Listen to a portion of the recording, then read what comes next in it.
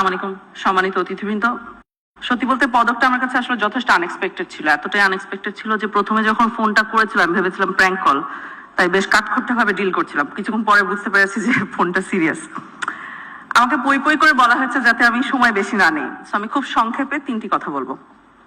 প্রথমটা হলো, আমি গুম কমিশনের সদস্য এবং আমাদের পজিশন হলো যে গুম বাংলাদেশে ফিরতে পারবে না। অনেক কিছুই হয়তো ফিরবে কিন্তু গুম ফিরতে পারবে না, এটা নন নেগোশিয়েবল। এবং আমি কিছু উদাহরণ দিয়ে বুঝাচ্ছি কেন এটা নন নেগোশিয়েবল। একজন বাবা তৎকালীন বিরোধী দলের মানে আওয়ামী লীগ আমলে তৎকালীন বিরোধী দলের একজন কর্মী ছিলেন।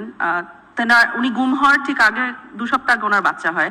বাচ্চাটা প্রিম্যাচিওর ছিল এবং ভদ্রলোকের সাথে আমার কথা হয়েছে, প্রিম্যাচিওর বাচ্চাকে সাথে সাথে এনআইসিইউতে নেওয়া হয়। তো বাচ্চাকে কোলে নেওয়ার আগেই উনি গুম হন এবং আমাকে বলেছিলেন যে আয়নাঘরে ওনাকে একটা ছোট বোতল দেওয়া হয়েছিল, পানির বোতল। উনি ওই যতটুকু সময় গুম ছিলেন, ওই যখনই ওনার বাচ্চাকে খুব মিস করতেন তখন ওই পানির বোতলটা এভাবে করে কোলে নিয়ে বসে থাকতেন এবং সেটা দিয়ে উনি ওনার বাচ্চাকে স্মরণ করতেন।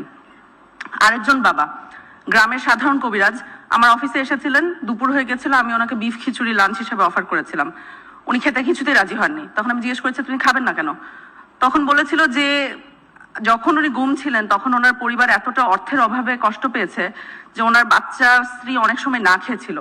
এ কারণে গুম পরবর্তী সময় ফেরত আসার পরে এখন ওনার কাছে বিফ খিচুড়ি টাইপের লাক্সারিয়াস খাবার খেতে উনি স্বাচ্ছন্দ্য বোধ করেন না, এই কারণে আমার ওখানে উনি লাঞ্চই করেন নাই সেদিন।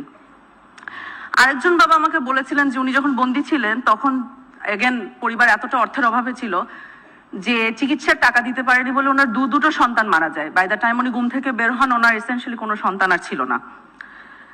গুম যে ধরনের ক্ষত তৈরি করে সমাজে সেগুলো চোখে দেখা যায় না, কিন্তু সেগুলো ফিল করা যায়। এই কারণে গুম আর থাকতে পারবে না বাংলাদেশে, এটা হলো নন নেগোশিয়েবল একটা ইস্যু। এটা ছিল আমার প্রথম পয়েন্ট। দ্বিতীয় পয়েন্ট হলো, এই লড়াইয়ে খুব নীরব কিন্তু সবচেয়ে শক্তিশালী সৈনিকরা হলো নারীরা। কারণ যখন কোনো ব্যক্তি গুম হয় তখন তার পক্ষ হয়ে লড়াইটা কে কন্টিনিউ করে, কে বাঁচিয়ে রাখে তার মেমোরি, কে তার বাচ্চাদেরকে আগলে ধরে রাখে, কে জিডি করে, কে কোর্ট কাচারিতে দৌড়াদৌড়ি করে, কে সংসারের হাল ধরে, সর্বক্ষেত্রে উত্তরটা হলো নারী। অতএব মায়ের ডাকের তুলিয়াপা বা ধরেন ব্যারিস্টার আরমানের স্ত্রী, ওনারা শুধু কিন্তু একক নাম না, ওনারা হলেন প্রতিরোধের প্রতীক এবং এই রেকগনিশনটা আমাদেরকে দিতে হবে। ইট ইজ ভেরি ট্রু যে নারীদের কালেকটিভ পুশব্যাক ছাড়া গুম বাংলাদেশে এরাডিকেশন সম্ভব না এবং নারীরা এই পুশব্যাকটা করেছে গত 16 বছরে আওয়ামী লীগ আমলে এবং সে কারণে হোপফুল ইনশাআল্লাহ আমরা গুমের এরাডিকেশন দেখতে পারবো। এটা হলো আমার দ্বিতীয় পয়েন্ট। তৃতীয় এবং সর্বশেষ পয়েন্ট আসলে কৃতজ্ঞতা প্রকাশ। কোনো ক্রমেই সম্ভব না যে এই পদকটি আমার একক অর্জন, এটি একটি সামষ্টিক অর্জন। গুম কমিশনের আমার সহযোদ্ধারা ওনারা দিন রাত কাজ করে যাচ্ছেন, এই স্বীকৃতি তো তাদের বটেই, তবে অলসো পাশাপাশি আইন শৃঙ্খলা রক্ষাকারী বাহিনী এবং নিরাপত্তা সংস্থার অনেক ব্যক্তি আমি জানি তারা খুব সাহসের সাথে জীবনের ঝুঁকি নিয়ে আমাদের পাশে দাঁড়িয়েছেন, ইনসাফের পাশে দাঁড়িয়েছেন। তাদের দেশপ্রেম এবং ত্যাগী মনোভাব আমাকে সত্যি চমৎকৃত করেছে এবং therefore আমি তাদের কাছেও প্রচন্ড কৃতজ্ঞ এবং এই পদকটি তাদেরও অংশীদারিত্ব আছে। এই সাহসের ধারায় স্বাভাবিক ব্যাপার আমার নিজের পরিবারও আছে, বিশেষ করে আমার আম্মু। তিনি বেঁচে থাকলে আজকে মনে হয় আমার থেকে বেশি খুশি হতেন এবং অলসো আই থিঙ্ক উনি এনশিওর করতেন this doesn't get to my head so that I remain quite grounded, এটা করতেন। I am very grateful to my whole family. আমার কাছে সবসময় মনে হচ্ছে গুমের তদন্তের কাজটা আসলে আল্লাহর কাছ থেকে একটা আমানত।